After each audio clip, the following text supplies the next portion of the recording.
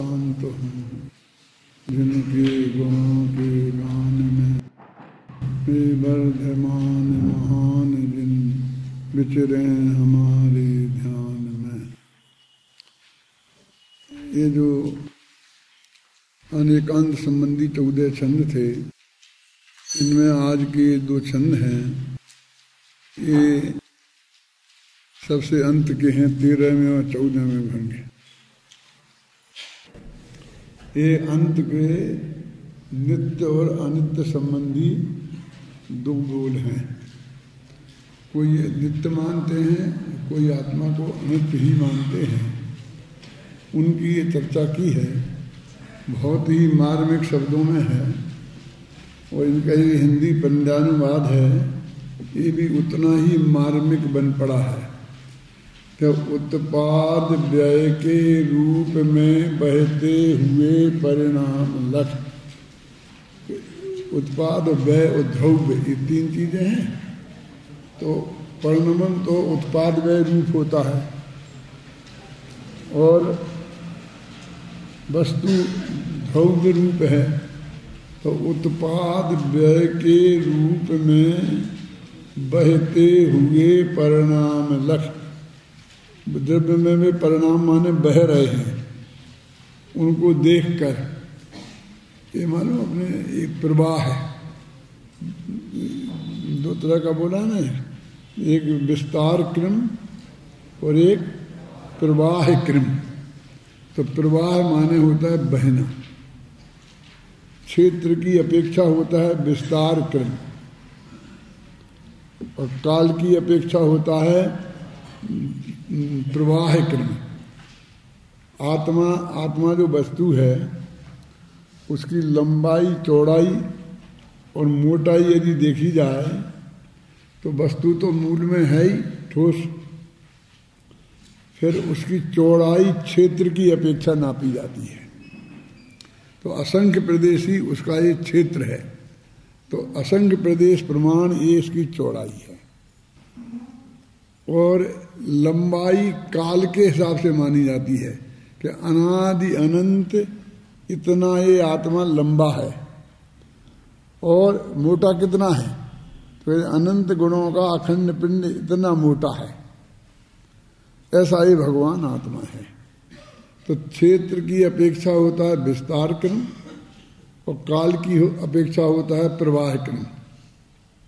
क्रमबद्ध पर्याय नामक किताब में विस्तार क्रम का उदाहरण देकर प्रवाह क्रम को समझाया है कि वो कहते हैं जिस तरह से आकाश के एक एक प्रदेश पर, एक एक प्रदेश है ना, जिसमें एक एक कालाणु छाया लोक आकाश में, तो वो जो प्रदेश जहाँ है अनादिकाल से लेके अनंत काल तक वो वहीं रहेगा कि उसको कहीं बदला जा सकता है? उसको बदला नहीं जा सकता, वो वहीं का वहीं रहेगा। तो और उनमें एक ऐसा विस्तार है, और उनमें क्रम है कि किसके बाद कौन। भाग्य की बात क्या है कि उनके नाम नहीं है। जैसे गुणों के नाम है ना, ज्ञान, दर्शन, चाहत, सुखवीर, ऐसे प्रदेशों के नाम नहीं है। इसलिए वो विस्तार क्रम को हम समझाने के लिए नहीं कह सकते किसके बाद कौन, लेकिन उनमें भी व्यक्तिपना तो है ही ना, इकाईपना तो है ही ना। तो किसके बाद कौन है, अनंत काल तक वो वैसा ही रहेगा। ऐसे ही अनादिकाल से लेके अनंत काल तक जितने काल के समय हैं, जैसे आकाश के तो प्रदेश थे, तो एक एक काल का एक एक समय में एक एक द्रव्य की एक एक पर्याय खचित है। काल द्रव्य की तो है ही, लेकिन जीव द्रव्य की भी, ज्ञान गुण की कितनी पर्याय हैं कि जितने 3 काल के समय हैं। तो उनमें ज्ञान की वो पर्याय एक एक समय में खचित है, तो वो उसका भी अनादि अनंत प्रवाह है, उसको भी बदला नहीं जा सकता, नहीं तो उसके टूट के 2 हिस्से हो जाएंगे। अब उस प्रवाह में आकाश के लोकाकाश के किस प्रदेश में कौन पुद्गल और कौन जीव कब रहेगा ये नक्की है अनादिकाल से अनंत काल तक। कब कहाँ कौन रहेगा। ऐसे ही काल के भी हर पर्याय में, जैसे ज्ञान की पर्याय है तो उसका ज्ञेय कौन बनेगा वो नक्की है। और जब ये नक्की हो जाता है तो उसका अर्थ हो जाता है कि प्रत्येक द्रव्य की प्रत्येक पर्याय कब प्रकट कैसे क्या होगी वो सब नक्की है। इसमें से क्रमबद्ध पर्याय का महासिद्धांत निकलता है। तो अब कहते हैं वस्तु जो है, यहाँ जो चर्चा है वो प्रमाण की वस्तु की चर्चा है। ये सारे 14 छंदों में स्यादवाद की जो सिद्धि की है वो प्रमाण की जो आत्म वस्तु है उसके आधार पर सिद्ध की है। वो जो दृष्टि का विषय रूप जो भगवान आत्मा है वो तो सम्यक एकांत का विषय है, वो अनेकांत नहीं है, लेकिन सम्यक एकांत का विषय है। और अनेकांत में तो द्रव्य और पर्याय दोनों को मिलकर आत्मा है, तो वो द्रव्य दृष्टि से नित्य है और पर्याय दृष्टि से अनित्य है। अब क्या कहते हैं कि जो ये अनित्यता ऊपर ज्यादा स्पष्ट दिखाई देती है और अंदर की जो वो नित्यता है वो एक सी सदा ही एक सी रहती है, इसलिए वो उसका हमें अंतर मालूम नहीं पड़ता है। जैसे कि ये आम है, हरे से एकदम पीला हो गया, तो हरे से पीला होते दिखता है ना आपको, लेकिन वो आमपना कायम रहा ये दिखता नहीं है। तो क्या लिखा देखो, उत्पाद व्यय के रूप में बहते हुए परिणाम लख क्षण भंग के पड़ संग के आत्मा तो क्षण भंगुर है बस। बुद्ध भगवान को यही तो हो गया, सर्वम क्षणकम, सब क्षण भंग के पड़ संग निज का नाश करते अज्ञजन। अज्ञानी जन उस क्षण भंग के साथ में पड़कर त्रिकाली ध्रुव भगवान आत्मा जो अनादि अनंत है नित्य वो उसको भूल गए। तो उत्पाद व्यय के रूप में बहते हुए परिणाम लखे क्षण भंग के पड़ संग निज का नाश करते अज्ञजन। इस क्षण भंग के पड़ संग, ये संस्कृत में भी ऐसा ही ऐसा है, इसमें देखो छंद में देखो, क्षण भंग संग पतिता दूसरी पंक्ति है ना, उसमें निर्ज्ञानात् क्षण भंग संग पतिता प्रायः पशुर नश्यति। क्षण भंग के संग में पड़कर माने उसके में क्षण भंगुरता भी थी और नित्यता भी थी, लेकिन इसे क्षण भंगुरता दिखाई दी तो इसने क्षण भंगुरता की संगति कर ली कि यही मैं हूं, मैं खत्म। क्षण भंग के पड़ संग निज का नाश करते अज्ञजन। क्यों कि वो जो परसंग वो पर्याय बना है, वो निज रूप जो वस्तु है त्रिकाली ध्रुव, तो उसका निज का नाश करते माने निज को नहीं जाना, निज के अस्तित्व को स्वीकार नहीं किया, इसी का नाम है नाश करना। और उन्हें अज्ञानी कहते हैं।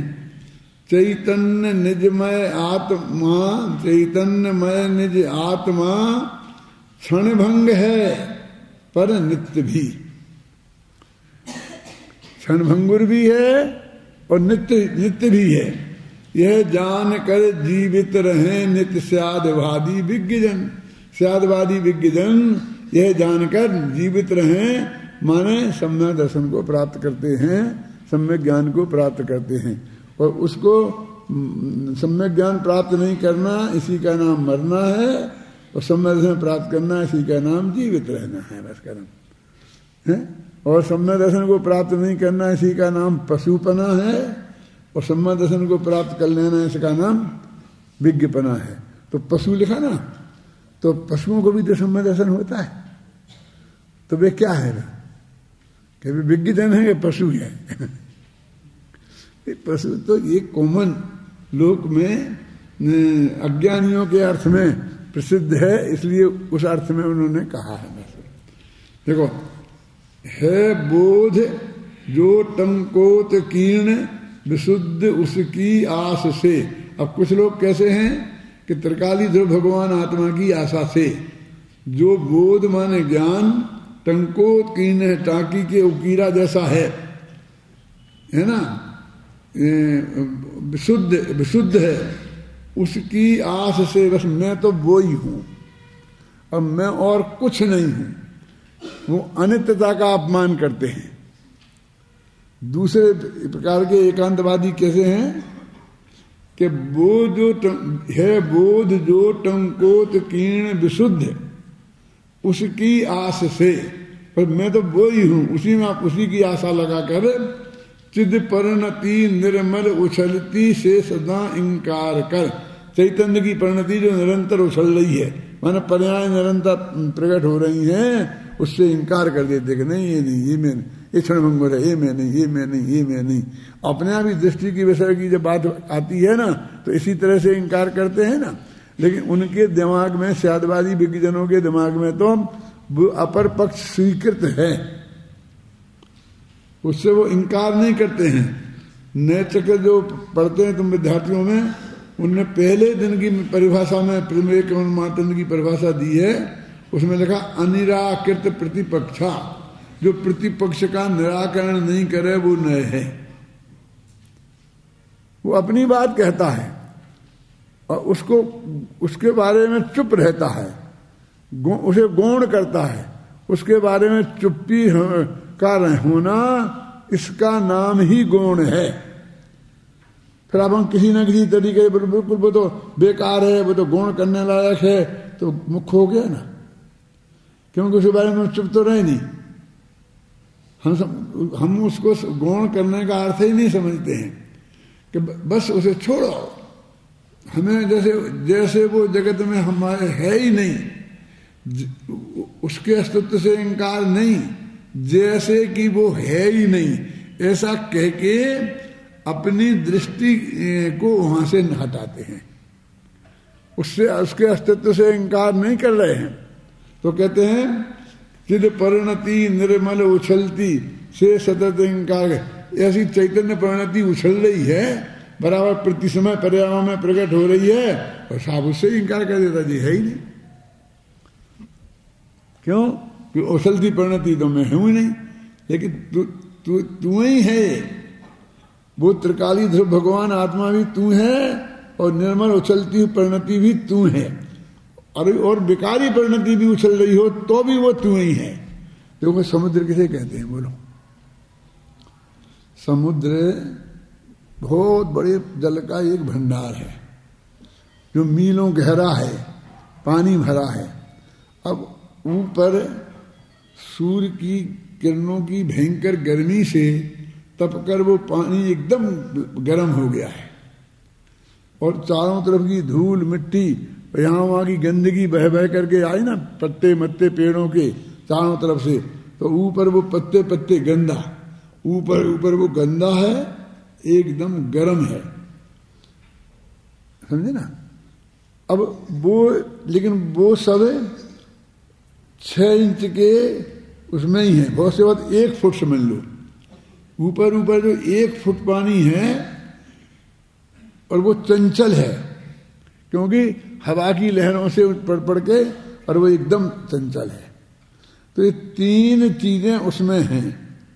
और अब उसके अंदर जो मीलों समुद्र है, वो एकदम ठंडा है, उसका पानी के सूरज की गर्मी वहां तक नहीं पहुंची, ऊपर की सतह ने वो गर्मी ले ली है, और ऊपर का मैल भी वहां नहीं पहुंचा, वो भी ऊपर की सतह में रह गया है, और हवा का झोंका उसको नहीं लगता है, इसलिए उसमें लहरें भी नहीं उठती हैं।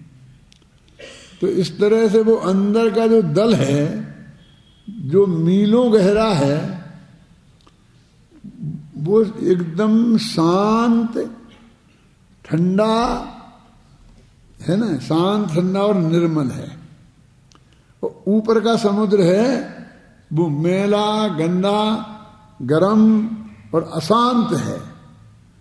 अब दुर्भाग्य की बात यह है कि सारे जगत को समुद्र के नाम पर वो ऊपर का हिस्सा ही दिखता है, क्योंकि वो ऊपर है और हमारी दृष्टि भेदक तो है नहीं।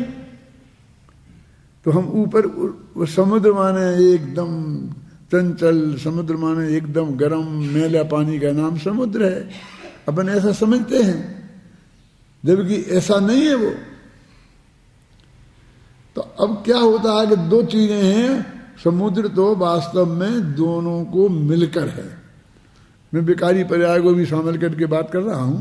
यदि हमको निर्मल अकेली निर्मल पर्याय लेनी होगी तो वह हम अकेला वो अंदर का शांत जो है ना, वो उसमें भी त्रिकालीपना भी है और परिणमन भी है, तो उसमें भी हम ऐसा उदाहरण पकड़ सकते हैं। लेकिन यहाँ तो ये समझाना है कि दोनों को मिलकर समुद्र है।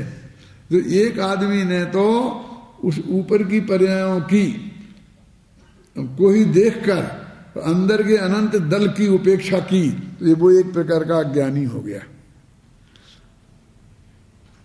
अब दूसरे व्यक्ति ने अंदर के दल पर इतना मोहित हो गया कि वो बाहर की जो वो एक फुट की तरंगें हैं, वो उसको दरिया ही मानने को तैयार नहीं। अरे भाई दरिया तो असली ये है, असली होगा, लेकिन वो दरिया ही नहीं है, ऐसा क्यों कहता है? बस बात इतनी सी है कि स्यादवादी ऊपर के उसको भी स्वीकार करते हैं, अंदर के निर्मल पानी को भी स्वीकार करते हैं। पर ये बात अलग बात है कि उनकी उपादेय बुद्धि, उनमें अपनापन, वो अंदर का जो पानी है उतना उसमें है, ये बाहर के मेले मेले गंदे पानी में नहीं है अपनापन। इतनी सी बात है, लेकिन उनके अस्तित्व तो स्वीकार है ना। देखो, अज्ञ जन हो नष्ट, क्या चिद परिणति निर्मल उछलती से सदा इनकार कर। अज्ञ जन हो नष्ट किंतु स्यादवादी विज्ञजन, स्यादवादी जो विद्वान लोग हैं, वे अनित्यता में व्याप्त होकर नित्य का अनुभव करें। वे अनित्यता में भी व्याप्त हैं, अनित्यता में व्याप्त जो नित्यता है उसका अनुभव करते हैं। ये भंग है। अब पढ़ो इस छंद को जरा अच्छी तरीके से एकदम।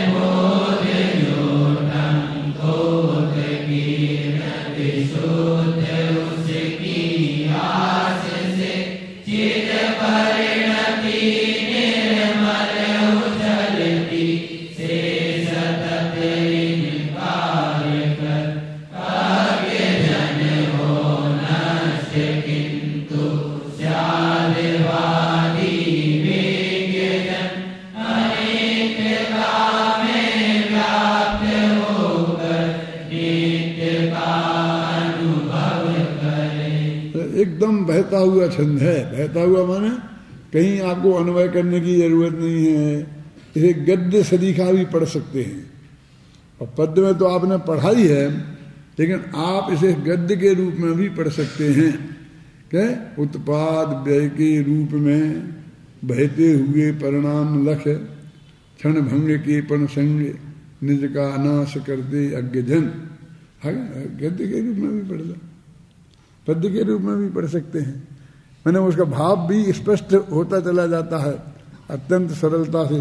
संस्कृत में आप पढ़ो तो आपकी, जबकि आपने भी शास्त्री कर लिया है और 5 वर्ष की पढ़ाई पूरी करके और संस्कृत के मीडियम से पढ़ाई करी है, फिर भी इसे हिंदी अर्थ देखे बिना और हिंदी का पद्य पढ़े बिना इस संस्कृत का अर्थ अपन समझ सकते हैं?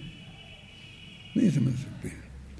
अरे इनको पढ़ लिया, अब भी संस्कृत के छंद को पढ़ें तो वो पूरा तरह हमारी समझ में आता जाए, ऐसी क्षमता हम में नहीं है।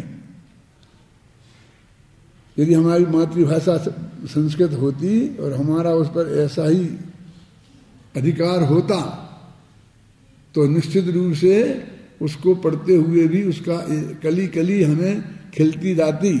संस्कृत की भाषा में तो और अधिक माधुरी है और अधिक ऐसा है कि जिसमें आनंद आता है।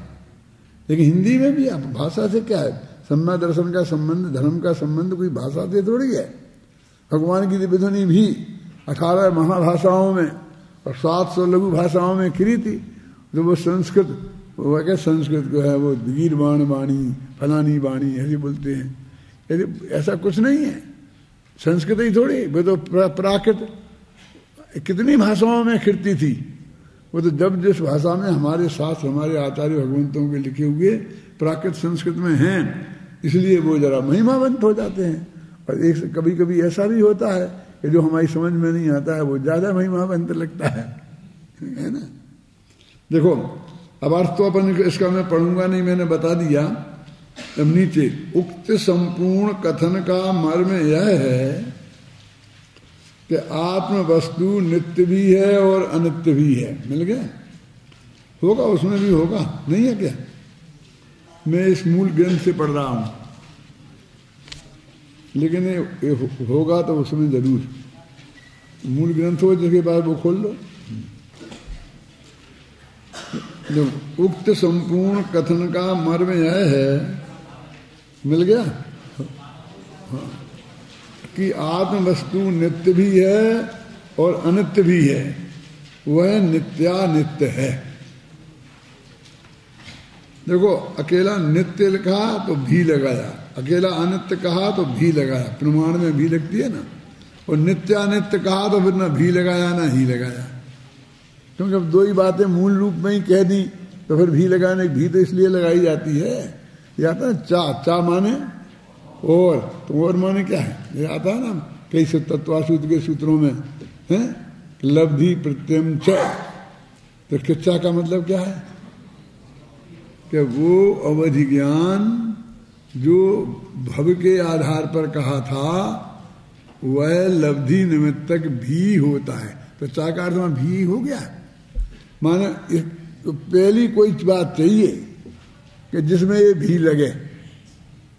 मैंने पहले हम कुछ कह आए हैं और उसके बाद ऐसा भी है और ऐसा भी है? जाता है ना। देखो अविग्रह जीव से विग्रह बती च, काय को लगा दिया।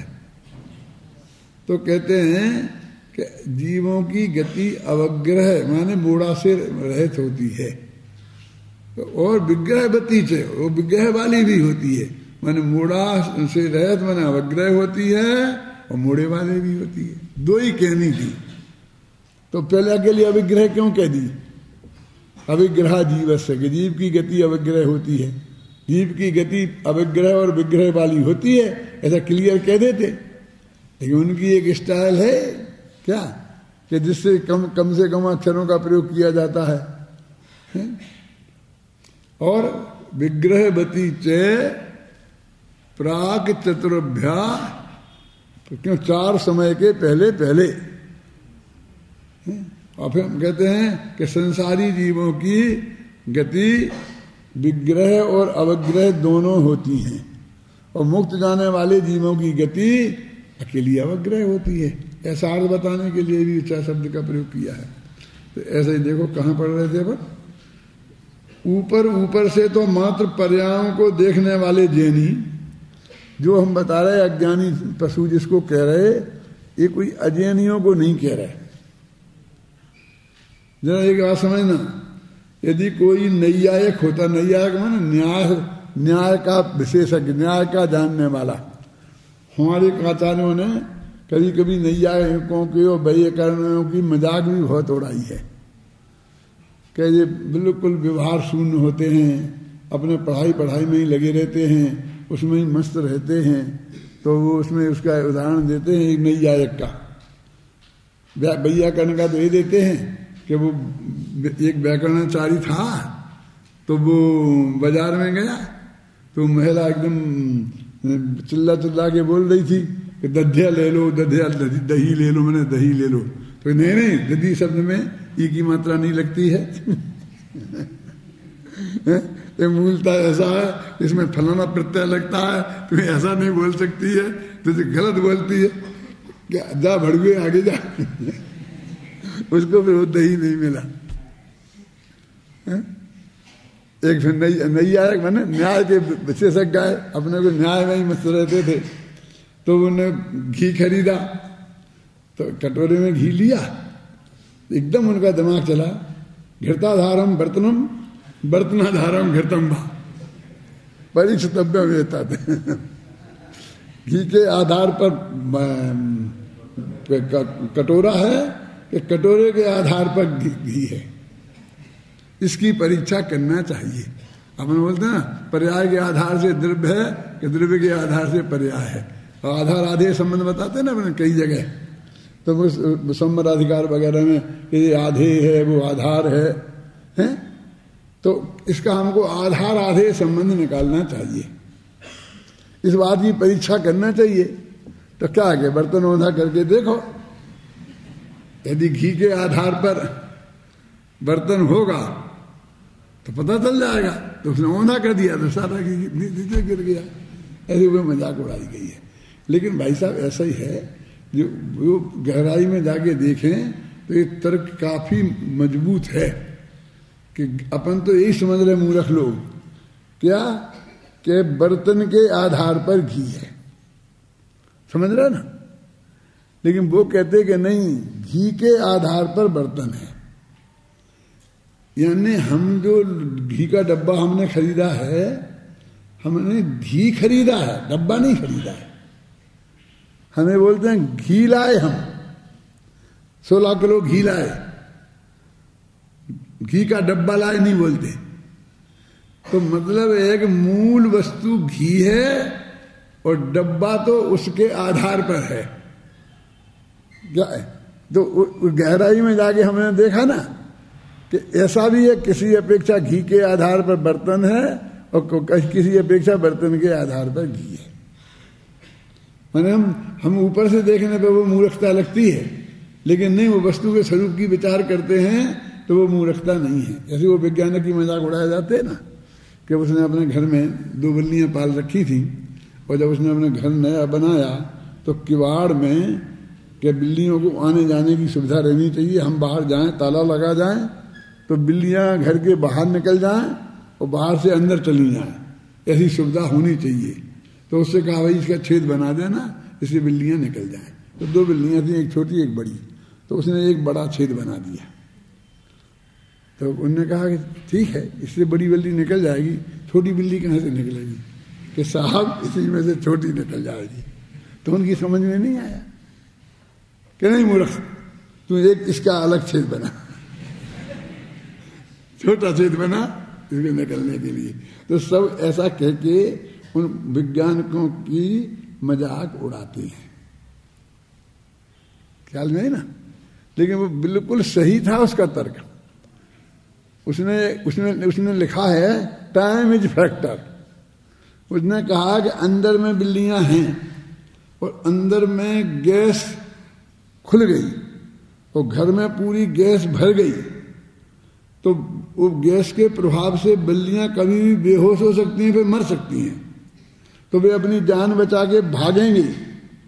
तो जब वो बड़ी बिल्ली उस छेद में से जाएगी, उस वक्त छोटी बिल्ली नहीं जा पाएगी, तब तक वो बेहोश हो जाएगी, तो वो मर जाएगी। इसलिए ये इमरजेंसी के लिए है ना, वैसे तो दरवाजा खुला ही है। तो इमरजेंसी में एक एक समय का की कीमत है, समझे ना। वो ये कह रहा वैज्ञानिक कह रहा कि ऐसा नहीं है। ये आपने जो सिनेमा में, रेलवे में, इन सब जगह होते हैं ना इमरजेंसी एग्जिट, ये किवाड़ हमेशा बंद रहते हैं और इमरजेंसी में ही खुलते हैं।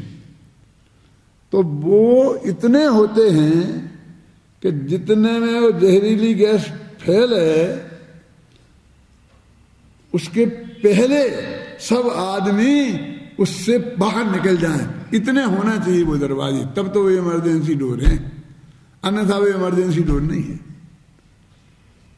आप मतलब समझे क्या कह रहा हूं मैं? ये हॉल है, इसके 4 दरवाजे हैं ये। अब वो ये कहते हैं कि यहाँ भी खचाखच भरा हो तो मान लो इसमें 2000 आदमी हैं। अब इसमें एक गैस फैल जाए, आग लग जाए तो सब भागेंगे, तो इन दरवाजों में से धीरे धीरे निकलेंगे, तो जब तक जो बहुत से लोग अंदर रह जाएंगे वे जल जाएंगे। ऐसा नियम है अग्नि का। आप लोग अग्नि पे से हाथ निकाल देते हो, जलता नहीं है, कि इतना समय लगे तो उसके बाद जलता है, उतना समय तक नहीं जलता वो, मतलब तो वो उस समय के पहले पार हो जाते हैं, ऐसा हाथ निकाल देते हैं तो नहीं जलते हैं। लेकिन वहां ठहर जाए हाथ तो जल जाता है। तो वो कहते हैं इमरजेंसी डोर इतना होना चाहिए क्या कि वो सब एक साथ आसानी से खुल सकें, और इतने एक लिमिट समय में कि आग से जितने समय में आदमी झुलसता नहीं है, जलता नहीं है, उतने समय में सब बाहर निकल जाएं, तो भी इमरजेंसी डोर है, अन्यथा भी इमरजेंसी डोर नहीं है। इस हिसाब से वो सब बनाए जाते हैं। पद्धति जो है, अब अपने यहाँ कहाँ कितने दरवाजे हैं भैया इसमें से? कितने हैं बोलो? 4 है ना, और फिर अभी 4 ही हम समझ लो इमरजेंसी डोर है। अब है ऐसा, ऐसे एक क्षण को भागना हो सबको तो ये दरवाजा खुलेगा? इसके पीछे तुमने हजारों किताबें लग रखी हैं, उसे लॉक कर रखा, चाबी भगवान जाने मिले, 3 दिन तक चाबी नहीं मिले, और चाबी खुल जाए तो सामने कि माल भरा पड़ा है, नहीं निकल सकते। बोले क्या काम का ये दरवाजा, क्या काम का? नाम का दरवाजा है ना।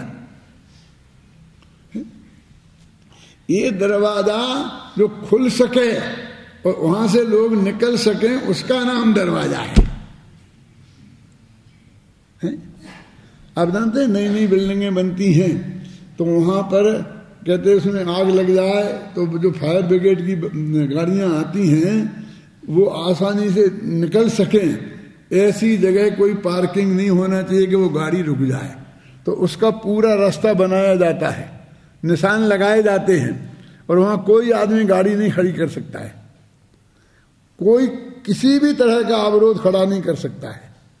वो गाड़ी आएगी और दौड़ती हुई वहां जाकर के, और जहां भी आग लगी होगी वहां पहुंच जाए बिना बाधा के, और उसको बाहर से वो बनानी पड़ती हैं कि धड़ाधड़ बाहर से ही चढ़ जाएं पर बिल्डिंग पे। 10वां माला है तो 10वें माले पे पहुंच करके वो उसे बुझा सकें, जो भी उन्हें करना है कर सकें। ऐसी सारी व्यवस्था करनी पड़ती है। तो वे सब बहुत बुद्धिमानी पूर्व, आपने कहा कि बेवकूफ है, बाहर से ऐसी सीढ़ियां बना दें, लेना देना कौन जाएगा इसमें यहाँ से दरवाजा बना दे। मालूम है आपको, हमारे बम्बई में जो घर है उस बिल्डिंग में 16 मंजिल की है ना, 16 मंजिल की बिल्डिंग है, तो उसमें 8 मंजिल पर और 15वीं मंजिल पर पूरा 2-3 फ्लैट खाली रखना पड़ते हैं। काय के लिए? कि आग लग जाए तो इमरजेंसी वाले फटाफट वहां पहुंच जाएं, और सब लोग अपने घरों में तो जालियां लगवा लेते हैं ना, तो जालियां लगवा लेंगे तो बाहर निकल नहीं सकते, उनमें कभी जालियां नहीं लगती हैं, तो उनमें से फटाफट इमरजेंसी वाले उन लोगों को निकाल देते बाहर।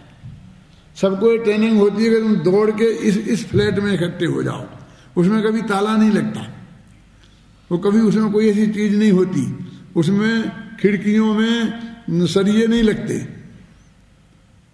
क्योंकि उनमें से उनको वो निकालेंगे। अब मैंने कहा को बेवकूफ होना, ये एक फ्लैट 4-4 करोड़ का, और इन्हें 4 फ्लैट ऐसे ही छोड़ दे। अब इनको बेवकूफ लगते हैं ना सारे जगत को। जो लोग जो काम बेवकूफी के लगते हैं, कभी कभी वे काम बहुत काम के काम होते हैं, बेवकूफी के नहीं होते हैं। तो ऐसे ही वस्तु के स्वरूप के मामले में भी है, इस तत्व ज्ञान के मामले में भी है। ज्ञानी जन ऐसे पागल जैसे लगते हैं। अब वो घृताधारम बर्तनम बर्तनाधारम घृतम, मैंने बताया ना कि वो सचमुच ऐसा है कि उसमें बर्तन के कोई कीमत नहीं है, उसमें सिर्फ घी की कीमत है। जितने किलो घी आज है उसका हमने बिल चुकाया है, वो हमारे काम आएगा। इसलिए घी मूल वस्तु है और बर्तन मूल वस्तु नहीं है। तो घी के आधार से बर्तन है, बर्तन के आधार से घी नहीं है। अब उसने ऐसा प्रश्न किया घृताधारम बर्तनम बर्तनाधारम घृतम बा, और बराबर घी गिर गया और अपन ने मजाक उड़ा दी उसकी, है ना। मजाक उड़ाने की बात नहीं है, वस्तु उसमें कुछ तथ्य है। ऐसे ही इसमें होता है। देखो, ऊपर का संपूर्ण कथन का मर्म यह है कि आत्म वस्तु नित्य भी है अनित्य भी है, वह नित्य अनित्य है। ऊपर ऊपर से मात्र पर्यायों को देखने वाले जैनी, माने एक गलती जैनियों की है, अजैनियों को नहीं बता रहे कि हम बराबर एक थोड़े कांतवादी बौद्धों को पकड़ लें। तो न्याय वाले हैं ना, जो जिन लोग लड़ाई करना है, जिन्हें खंडन मंडन करना है, तो कहेंगे कि क्षणिकवादी बौद्ध होते हैं ना, उनकी बात है। ये नित्यवादी सांख्य होते हैं ना, उनकी बात है। अध्यात्म वाले क्या कहते हैं, ये ऐसे जिनकी मान्यता बौद्धों जैसी है, ऐसे जैनी, हम उनकी बात कर रहे हैं। कैसे? बौद्धों जैसी मान्यता है जिनकी, कहते हैं अपने को जैनी, जैन कुल में पैदा हुए हैं, जैन क्रियाकांड पालते हैं सब, और मैं जैनी हूं इस बात के लिए लड़ मरे, कोई उन्हें बौद्ध कह दे तो लड़ मरे। और अंदर की मान्यता पर्याय में एकत्व बुद्धि है, और द्रव्य को भूल गए तो वो उनको तो प्रच्छन्न बुद्ध हैं, वो जैनी नहीं है, छुपे हुए बौद्ध हैं, जैन के नाम पर बौद्ध हैं। देखो, पर्यायों को देखने वाले जैन, मात्र पर्यायों को देखने वाले जैनी अनित्यकांतवादी बौद्धों के समान आत्मा को सर्वथा अनित्य मान लेते हैं। इसी प्रकार पर्यायों की अनित्यता को अनिष्ट बुद्धि से देखने वाले जैनी नित्यकांतवादी सांख्यों के समान आत्मा को सर्वथा नित्य मान लेते हैं। स्यादवादी कहते हैं कि द्रव्यार्थिक नय से आत्मा नित्य है, पर्यार्थिक नय से आत्मा अनित्य है। इस प्रकार आत्मा एक ही समय में नित्य भी है अनित्य भी है। आत्मा में नित्यत्व अनित्यत्व दोनों ही धर्म एक साथ विद्यमान हैं, अतः वह नित्यानित्य है। ऐसा मानने वाले स्यादवादी वस्तु के सत्य स्वरूप को प्राप्त कर अनंत सुखी होते हैं। उक्त दोनों एकांतवादी वस्तु स्वरूप से अपरिचित रहने के कारण सच्चे सुख से वंचित रहते हैं। इस तरह ये गाथाएं पूरी हो गई। अब ये जो अपन नीचे पढ़ेंगे एक पेज, ये पूरा उन 14 भंग के संदर्भ में समापन संबंधी टिप्पणी है। ये इन छंदों की नहीं है। बहुत से लोग क्या मान लेते हैं कि ये बस वही छंद, वो बोलेंगे इस छंद की टीका में लिखा है, जैसे वो 320वीं गाथा की टीका क्या बोलते रहते हैं ना, इसमें ऐसा। स्यादवाद संबंधी उक्त 14 भंगों के संदर्भ में जो कुछ भी कहा गया है, उक्त संपूर्ण कथन का मूल आधार एकमात्र यही है कि ज्ञान का स्वभाव सुपर प्रकाशक है। एक चाबी बता रहे, क्या समझाया है ज्ञान का स्वभाव स्वभाव। अब जो बात तो नित्य नित्य की थी, बात तो भावाईकांत अभावाईकांत की थी, स्वक्षेत्र पर क्षेत्र की थी, स्वकाल पर काल की थी, लेकिन उन सब में बीच में चीज क्या पड़ी थी जिस बात को समझाने के लिए ये बातें कही गई। तो कहते हैं कि ज्ञान का स्वभाव सुपर प्रकाशक है, इस कारण उसमें स्व और पर सभी प्रकार के अनंत गेय पर्यायगत योग्यता के अनुसार निरंतर जानने में आते रहते हैं। ये पर्यायगत योग्यता के अनुसार का क्या अर्थ है कि जिस पर्याय में जिस गेय को जानने की योग्यता है, योग्यता माने वो जानने का अनादिकाल से नक्की है ना, वही उसकी योग्यता है कि जे इसको जानेगा। तात्पर्य यह है कि ज्ञान पर्याय में परगेयों के जानने को किसी भी स्थिति में रोकना संभव नहीं है, है ना। जो अपन कह ध्यान ध्यान वहां से हटा लो, यहाँ लगा दो, कहा क्या कह रहे तुम, कौन तुम ऐसे करेगा सुमेर पर्वत को फटाफट वहां से हटा करके जम्बूद्वीप में से वहां से हटा कर ना विदेश क्षेत्र में से भरत क्षेत्र में ले आओ, बड़ा अच्छा लगेगा यहाँ। अरे भाई उसको वहां से कोई हिला नहीं सकता। ऐसे ही प्रत्येक ज्ञान की पर्याय का ज्ञेय नक्की है, तो ये जानो ये मत जानो, पर वैसे उपयोग हटाओ, 100 पे लगाओ, इन बातों में क्या दम है? अब बोलो असली जैन धर्म क्या है? और सारे जगत में जाके पूछ लो, ये करो ये करो ये करो ये करो, जगत में ये कर दो ये कर दो ये कर दो, और फिर अपने में ये कर दो, ध्यान लगाने जहां कर दो कर दो कर दो करना। अरे जैन धर्म अकर्तावादी है, और इसमें कर्ता करने के अलावा कोई बातें ही नहीं करते हैं। ये विद्वान सेठ सब साधु संत सब है ना। क्या कह रहे, आप कहाँ पढ़ रहे थे? तात्पर्य है कि ज्ञान पर्याय में परगेयों को जानने को किसी भी स्थिति में रोकना संभव नहीं है, क्योंकि वह ज्ञान पर्याय का सहज स्वाभाविक परिणमन है। और ज्ञान में उसमें कुछ करना नहीं, उसे सहज परिणमन है, स्वाभाविक परिणमन है। सहज कहने का मतलब तो बिना प्रयत्न के, स्वाभाविक माने कोई गलती नहीं हो गई, बल्कि ऐसा ही स्वरूप है उस वस्तु का।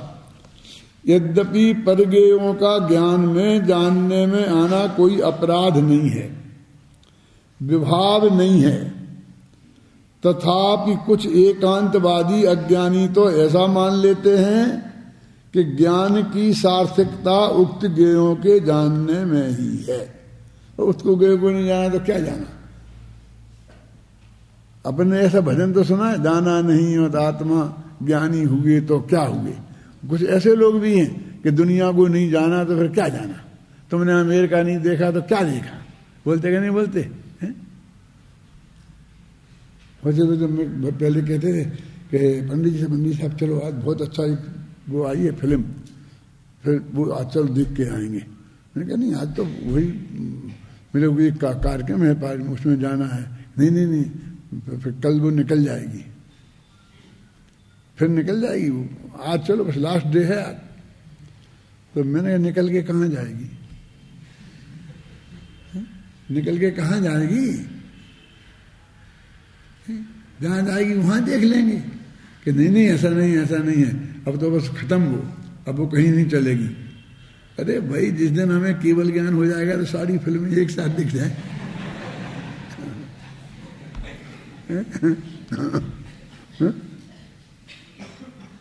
लेकिन कितना दुख की बात है कि जब सब एक साथ दिख जाएंगी तब एक को भी देखने का रस नहीं है, क्यों? और जब नहीं दिखती हैं तो उन्हें देखने का रस है। तो यद्यपि परगेयों का ज्ञान में जानने में आना कोई अपराध नहीं है, विभाव नहीं है, तथापि कुछ एकांतवादी अज्ञानी तो ऐसा मान लेते हैं कि ज्ञान की सार्थकता उक्त ज्ञेयों के जानने में ही है, ज्ञान का अस्तित्व ही उनके जानने में है, मानो उनको जाने बिना ज्ञान का कोई अस्तित्व ही नहीं है। इस प्रकार वे परगेयों से अपना अस्तित्व मानकर एक प्रकार से स्वयं के स्वाधीन अस्तित्व से ही इनकार कर देते हैं। ऐसे लोग स्वतंत्र निज अस्तित्व के अपलापी एकांतवादी हैं, अपना अपलाप कर दिया उनने। ऐसे लोग मात्र अन्यमतवादी ही नहीं, अपने को आध्यात्मिक मानने वाले जैनियों में भी ऐसे लोग हैं। क्या ऐसे लोगों की कमी है जो ऐसा मानते हैं कि मैं डॉक्टर हूं, इंजीनियर हूं, शास्त्री हूं, न्यायतीर्थ हूं, यदि मुझे शास्त्रों का ज्ञान नहीं होता तो एक प्रकार से कुछ भी नहीं था। बाह्य पदार्थों के ज्ञान से अपना अस्तित्व मानने वाले लोग कहीं भी मिल जाएंगे। अरे हमें यदि मैं डॉक्टर नहीं बनता तो बस कुछ नहीं, तुच्छ आदमी ना चीज बन के रह जाता, ना चीज कोई मैं चीज ही नहीं हूं, क्यों? और बन गया तो बस समझ लो कि मैं बहुत बड़ी चीज बन गया हूं। आचार्य कहते हैं कि भाई तेरा अस्तित्व तो तेरे से है, पर को जानने से नहीं है। माने पर को जानता है, ये बात सच्ची है, लेकिन तेरा अस्तित्व जो है पर को जानने के कारण नहीं है, ये बात है। इसके विरुद्ध कुछ अज्ञानी ऐसे हैं जो ऐसा मानते हैं कि जो पर पदार्थ मेरे जानने में आते हैं बानो वे मेरे ही हैं। इस प्रकार परगेयों को निज रूप मानने वाले लोग ज्ञान में परगेयों के नास्तित्व से इनकार करने वाले लोग हैं। ज्ञान में तो परगेय का नास्तित्व है, अस्ति नहीं है, जबकि वस्तुतः यह है कि ज्ञान में परगेय जानने में तो आते हैं, परंतु परगेयों के जानने में परगेयों का रंच मात्र भी योगदान नहीं है। माने परगेयों के कारण ज्ञान नहीं हुआ, रंच मात्र भी ज्ञेयाधीनता नहीं है। ज्ञान का अस्तित्व स्वरूप से ही है और परगेय ज्ञान में जानने में आने से वे ज्ञान रूप नहीं हो जाते। ज्ञान में तो उनकी नास्ती ही रहती है। इसलिए ना तो परगेयों को जानने का निषेध करने की आवश्यकता है और ना उन्हें जानने में आने के कारण उन्हें निज रूप मानने की ही आवश्यकता है। सही स्वरूप से, यही स्वरूप से अस्ति और पररूप से नास्ति का वास्तविक अर्थ है। यहाँ इसी मूल धारणा के आधार पर ही 14 प्रकार के एकांतों का निषेध कर स्यादवाद की स्थापना की गई है। इन 14 भंग तत्संबंधी कलशों के उपरांत इस प्रकरण का समापन करते हुए आचार्य महचंद 2 कलश लिखते हैं, जिनकी चर्चा अपन कल करेंगे। देखो, ये 14 कलशों का सारांश है। माने हरेक में क्या समझाया है कि आत्मा सुपर प्रकाशक है। कोई आदमी तो ऐसा है कि पर का जानना ही नहीं मानते और कुछ लोग पर के जानने में ही अपनी जीवन की सार्थकता मानते हैं। जो पर को जीवन में जानने में ही सार्थकता मानते हैं वे दूसरे तरह के एकांतवादी हैं, और जो उसके जानते ही नहीं हैं वो क्या उससे अपना अस्तित्व मानते हैं उनके जानने के कारण, वे पहले प्रकार के एकांतवादी हैं। वस्तु स्वरूप इन दोनों के मध्य स्यादवाद रूप है कि आत्मा स्व और पर को जानने वाला भी है, पर को जानने वाला है, लेकिन पर के जानने के कारण उसका अस्तित्व नहीं है। समझे ना, ये वस्तु का स्वरूप है। सिर्फ इतनी बात समझाने के लिए पूरा प्रकरण है। ये निष्कर्ष निकाल के रखा है। ये 14 कलशों का एक सूत्र है, एक वो है जिसको पकड़ करके तुम आगे चल सकते हो। ख्याल में थोड़ा थोड़ा बदलता जाएगा, कहीं वो क्षेत्र की बात आ जाएगी, कहीं काल की बात आ जाएगी, कहीं गुण की बात आ जाएगी, कहीं भेद की बात आ जाएगी, कहीं तत्व की आ जाएगी, अतत्व की आ जाएगी, लेकिन उन सब का उद्देश्य यही है कि पर में जानने में आने वाले जो ज्ञेय पदार्थ हैं उनको आत्मा जानता तो है कि दुनिया की कोई ताकत नहीं है कि उन्हें जानने से रोक सके, इसलिए मैं उन्हें नहीं जानूं ऐसा प्रश्न भी बिल्कुल बेकार है, और उनके जानने से ही मेरा जीवन सार्थक है ऐसा कोई सौभाग्यशाली अपने को माने तो वो भी बात सही नहीं है। मेरा अस्तित्व उनके जानने के कारण नहीं है। इसका अर्थ ये नहीं है कि मैं उन्हें जानता नहीं हूं, जानता तो हूं, लेकिन मेरी अस्तित्व के लिए उनका जानना मेरे लिए जरूरी नहीं है। तो फिर क्यों जानते होगे? जब मेरा जानना सहज स्वभाव है, इसलिए उसको हम इस भाषा में भी बोलते हैं कि जानते नहीं है वे जानने में आते हैं। ये नई आध्यात्मिक भाषा है जो अपने गुरुदेव के मुख से निकली। जब हम पदार्थों को जानते नहीं हैं, वे पदार्थ हमारे जानने में आते हैं। सिर्फ इतना सा बताना है कि अपन कहते देखो भाई साहब, तुम ये हमारे यहाँ आए जरूर हैं और हमने इनका स्वागत भी किया है, लेकिन हमने इन्हें बुलाया नहीं है ना। कोई कहता है कि आपने क्यों बुलाया इनको, कि हमने नहीं बुलाया। कौन कहता? आए ना और आपने स्वागत किया। देखो भाई, कोई मेहमान आए, बिना बुलाए भी आए, तो भारतीय संस्कृति है कि उसके घर में तो उसका स्वागत ही होता है। हमने अपने भारतीय संस्कृति को निभाया है। क्यों ऐसा होता ना रोजाना? क्यों तराचंद जी, अपनी मीटिंग में अपन ने मान लीजिए कि निर्मल कुमार सेठी को निमंत्रण नहीं दिया, पत्र नहीं लिखा कि आप पधारना हमारे शिविर में, और यदि वे आ जाएं शिविर में तो हम वहां से निकाल देंगे कि आइए आइए बैठिए, नहीं ऊपर बैठो भाई, ये सेठी जी हैं, इनको माला पहनाओ, तिलक लगाओ। अरे आप माला पहना रहे, तिलक लगा रहे, स्वागत कर रहे, क्यों बुलाया आपने? हमने नहीं बुलाया। तो फिर क्यों किया ये? तो भाई जो मेहमान है आ जाए, उसको हम मना थोड़ी करते। अपने पंच कल्याण की सभा चल रही है, आप मुनिराज आ जाए, अपन ने उनको बुलाया नहीं है, तो अपन क्या कह देंगे? निकल जाओ। आएंगे, बुलाएंगे, उच्चासन पर बैठा लेंगे, ये कहेंगे महाराज बताओ, आशीर्वाद दो सबको। यही होगा ना। व्यवहार क्या है? तो पर को जानना की बात भी नहीं है और जानने में आने से भी घबराने की बात नहीं है, बस वस्तु की स्वरूप है। इसको स्पष्ट करने के लिए ये 14 छंद और गद्य और पद्य दोनों में ये बात स्पष्ट की। अब जो अगला छंद है उस छंद में ये बता रहे कि हमने जो प्रतिज्ञा की थी वो हमारी प्रतिज्ञा पूरी हो गई। इसकी चर्चा अपन कल करेंगे।